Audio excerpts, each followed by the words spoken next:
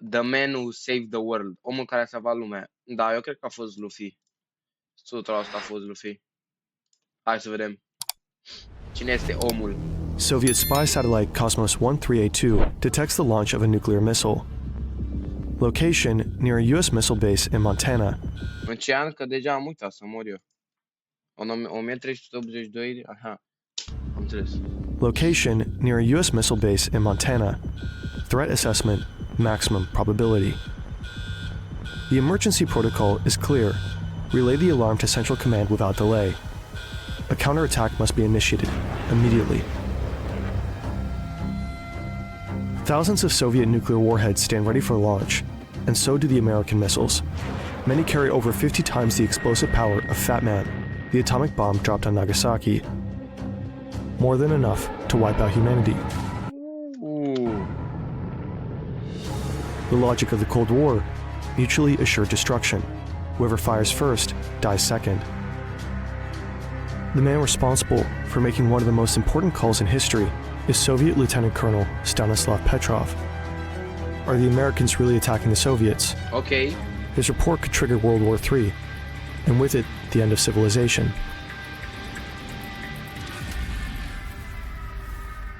Coaie în 1382, coaie. Wow. Fur. Ia, le simt. Mă simt ca la cinema. A bus is speeding along a remote forest road somewhere south of Moscow. Stanislav Petrov is on his way to work. Okay. Tonight, he's filling in for a colleague on the night shift. About 10 minutes in, the minibus pulls up to a military checkpoint. A plain metal plaque by the gate reads, Center for the Observation of Celestial Bodies. Officially, this place doesn't exist. It's not marked on any map. Tall white concrete walls shut it off. Aici scrie sus, în 1987, hidden today's, was hidden today's time. Din baza asta, înainte nu era, acum e vizibil. From the outside world. Here, in the Serpukhov 15 bunker, Petrov is about to begin his shift. He's the shift commander for the Soviet Union's early warning system, OKO. His job is to trigger the alarm if the system detects a nuclear strike. Today, around 80 employees are under his command. 4 quiet, uneventful hours pass. But at 12:15 a.m., the alarm goes off.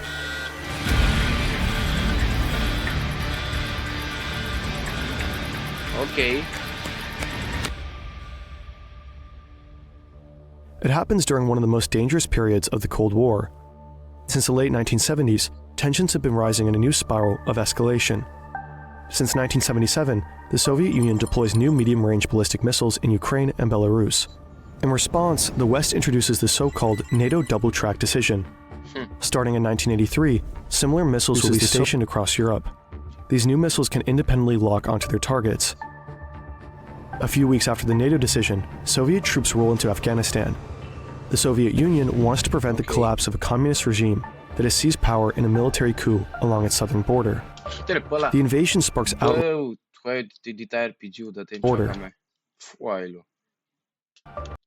The invasion sparks outrage in the West. In response, the West begins backing Islamist insurgents. In 1981, newly elected U.S. President Ronald Reagan unveils an aggressive rearmament plan. He even orders an assessment of whether the United States could win a nuclear war. Soviet leader Yuri Andropov becomes convinced that NATO is preparing a surprise attack. To catch it early, he launches Operation Ryan, the largest intelligence mission in Soviet history. KGB agents are ordered to watch for any sign of a looming nuclear strike. That includes tracking things like sudden spikes in blood donations or an increase of official political visits. That's how Andropov learns about Able Archer, planned for the fall of 1983. Able Archer is designed to be the NATO's largest and most realistic nuclear war exercise. It will simulate a full-scale nuclear conflict at the highest alert level. The exercise will also include large-scale troop movements. Andropov fears it could be a smokescreen for a real strike. In March 1983, Reagan famously calls the Soviet Union an evil empire.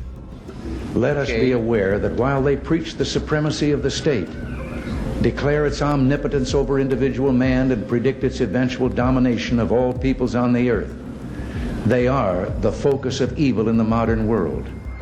By this point, dialogue between the two superpowers has all but collapsed. Public fear of nuclear war grows by the day. Millions around the world take to the streets to protest the arms race. The spiral of escalation reaches a temporary peak just 4 weeks before the incident at Serpukhov 15 bunker.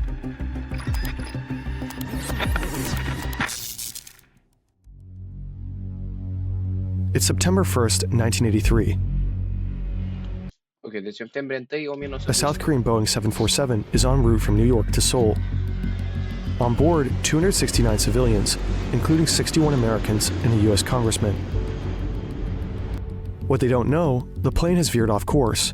A misprogrammed autopilot is steering them straight into Soviet airspace. To the Soviets, every unexpected move looks like espionage. Soviet fighter jets scramble into the sky, one of them flown by Major General Gennady Osipovich. He spots a large passenger plane, its navigation lights clearly visible, not exactly what you'd expect from a spy plane. Osipovich radios in his report. The order from Moscow is clear. Destroy the target.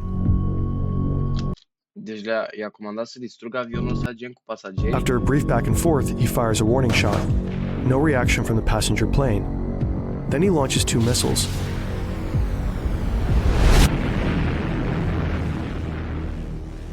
Băi, și nu zic că era nimic în avion. All 269 Ba da. people on board are killed. At first, the Soviet Union denies any responsibility. 5 days later, they admit the attack, claiming they genuinely believed the plane was on a spy mission. The United States quickly turns the tragedy into a powerful propaganda weapon.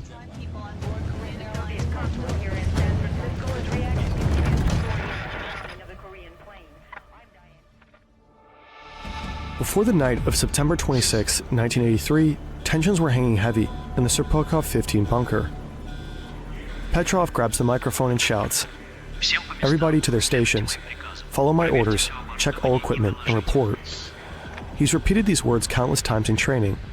Before being trusted with his role, he had to memorize every detail, including exactly what to say in a moment like this. During basic training, Petrov was drilled for nuclear war. He stood in shielded chambers, handled radioactive material, and practiced emergency protocols for a full-scale atomic strike. But Petrov isn't the kind to just blindly follow orders. He's not a typical soldier. He's a scientist and engineer first. Years later, Petrov faces a decision no training could prepare him for. It's not a moment for quick reaction.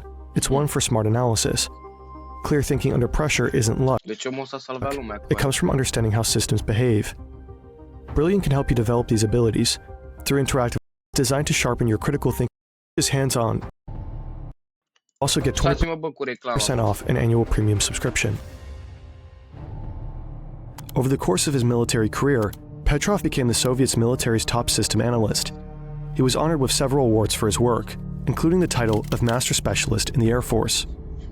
Petrov isn't allowed to speak about his work, though, not to his wife, Raisa, or their 2 children, Dmitry and Yelena.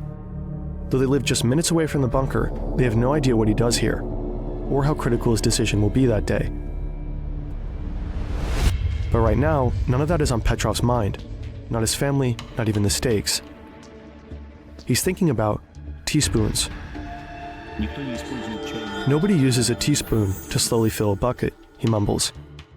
Why would the Americans launch just 1 missile? The Americans have repeatedly threatened with a massive first strike, hundreds, even thousands of missiles, all designed to hit the enemy at the same time. Petrov orders his team to run a series of checks on the computer systems. Everything is working perfectly, but the cameras show no visual confirmation of a missile launch. 2 minutes later, Petrov finally makes his call. He reports back to the headquarters. Probably a false alarm. Probably a false alarm. Moments later, the sirens wail again. This time the system shows a second missile, then a third, a fourth, a fifth. The alert level jumps from launch to missile attack. Petrov knows the warning system inside and out. He helped to build it. He wrote the software and the manual. The Soviets had rushed to develop OKO after falling behind the Americans. They've been using a similar technology for over a decade. The Soviet system has been operational for less than a year. OKO, Russian for eye, is built to monitor Earth using a network of observation satellites. The satellites feed their data directly into an M10 supercomputer. The machine runs a complex 29-step algorithm to determine if a missile attack is underway, all in near real time. But Petrov doesn't trust the computer. The maximum probability warning feels wrong to him. It's Nu a crezut computerul. too certain. He and his team see no other signs of a nuclear launch. He thinks to himself, we built the systems, we should be smarter than the machines. Petrov reports a second false alarm. What follows are the longest 17 minutes of Petrov's life. That's how long it would take US missiles to reach Soviet soil. Thousands of US ballistic missiles are primed for launch at key strategic locations, such as here, here, and here. Just one Minuteman III missile, armed with 3 warheads, could simultaneously obliterate the Kremlin's military command, flatten an airbase, and vaporize a submarine harbor. If a nuclear war breaks out, thousands of cities would vanish in minutes. Hundreds of millions of people would die instantly. Most survivors would be left to face a slow, agonizing death from radiation. Petrov is not certain he made the right call. He estimates the odds of a real attack at 50-50. When Petrov hangs up the phone, his colleagues stare at him in disbelief. He's just broken protocol, without a shred of proof that the warning system was wrong. A storm of questions must be racing through Petrov's mind. What if I am wrong, and missiles really are on their way? Would that be my fault? But what if it is a false alarm? Could I live with millions of lives on my conscience? In the end, Petrov relies on only one thing, his instincts. He refuses to be the man who starts World War III.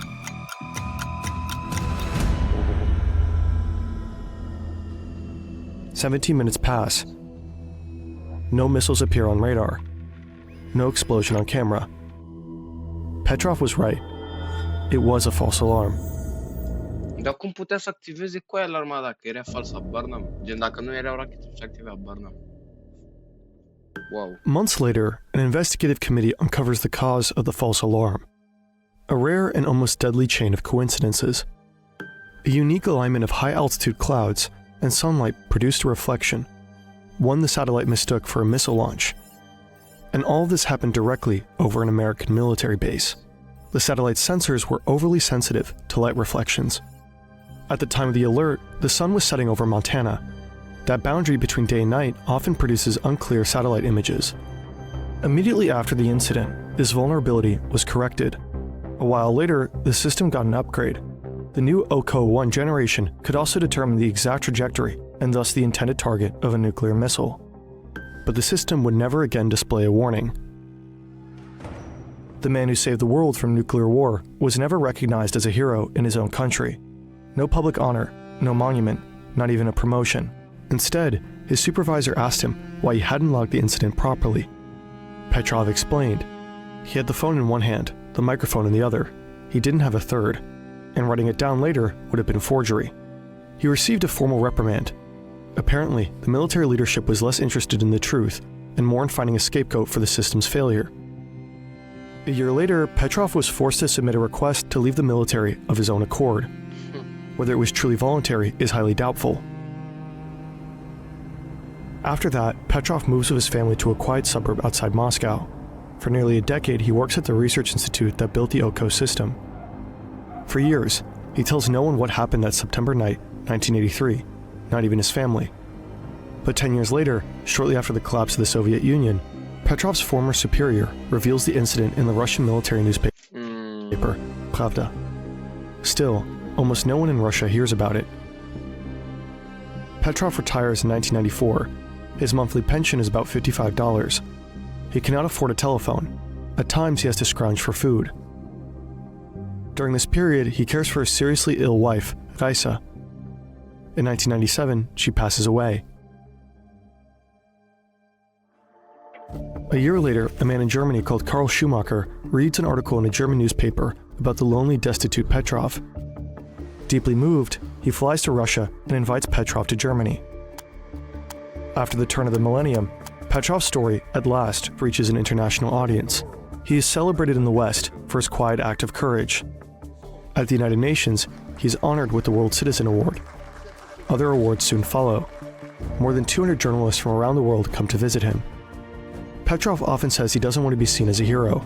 He was just doing his job and fulfilling his duty. But he also adds, "The world can be glad that I was in command that night, and not The world can be glad that I was in command and not some some blindly obedient military man." In 2014, Petrov's story is told in a documentary. The film opens with him hurriedly hiding a bottle of beer under the couch, just before the journalists arrive. He's portrayed as a foul-mouthed, temperamental alcoholic. Many scenes are clearly staged. Oh my god, boy. Wow. A true story. Petrov later claims that he was forced to use particularly vulgar language on camera. For his participation, he receives a compensation of $3,000. In September 2017, Karl Schumacher calls to wish Petrov a happy 78th birthday. But this time, it isn't Petrov who answers, it's his son. He tells him that Petrov has died a few months earlier, quietly, without the world noticing. The man places an obituary in a local German newspaper. Only then does the public learn that Stanislav Petrov has passed away. 2 years later, a memorial plaque is unveiled in his honor in Oberhausen, Germany. In Russia, however, for a long time the incident remains mostly a secret.